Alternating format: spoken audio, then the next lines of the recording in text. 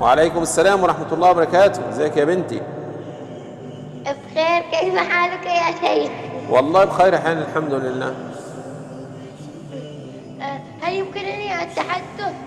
نعم يمكنك التحدث.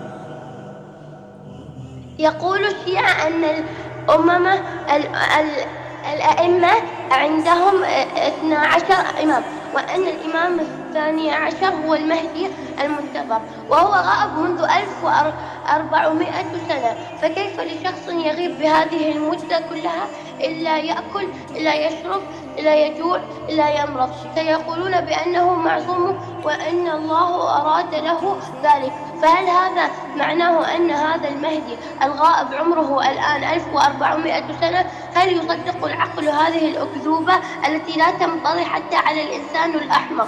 وللمرة الثانية، المذهب الشيعي مبني على خرافات وأكاذيب منذ قديم الأزل. جزاك الله خير.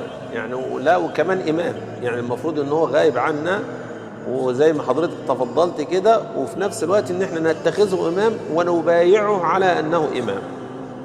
يعني ماذا نفعل في العقول؟ الله المستعان. جزاك الله خير.